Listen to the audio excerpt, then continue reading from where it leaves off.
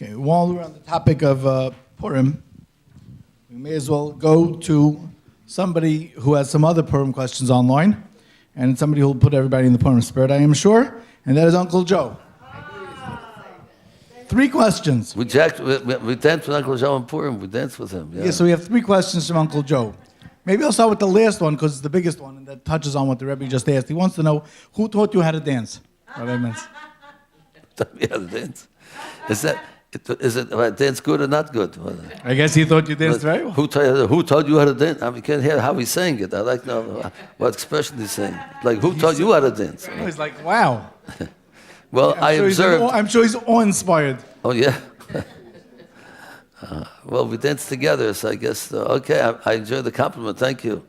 But I observed other people who know how to dance. I guess I picked it up somehow. But I don't think it's really anything too special, to tell you the truth. First time anybody's said anything about it, so it couldn't be that good. Yeah. Okay, his other 2 questions are, what was Esther's reward for everything that she did? And the second question is, why didn't Mordechai just let the king get poisoned instead of saving him? Achashvarosh is no friend of the Jews. Why did he bother saving his life? Well, that question is asked by many people.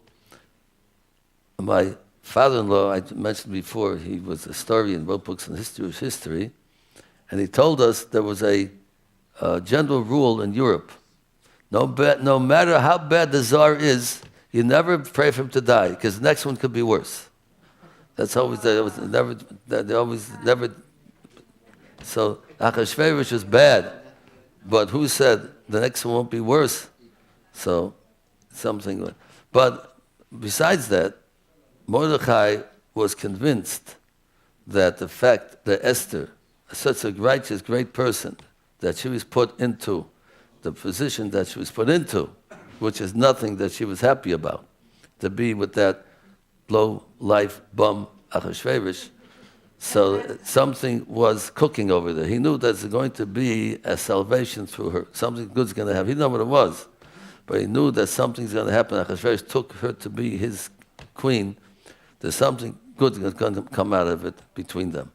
And therefore, he wanted to make sure that the scheme of things are going to stay stable and not upset the apple cart. So therefore, he didn't want Achashvarosh to be killed.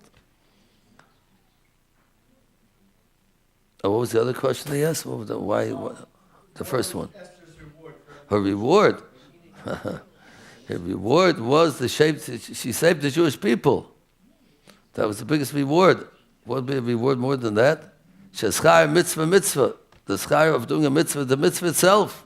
What could be a bigger reward? Tell somebody, if you do this, you'll be able to save the whole Jewish people. That's the biggest reward possible. So I don't think you have to look any further than that.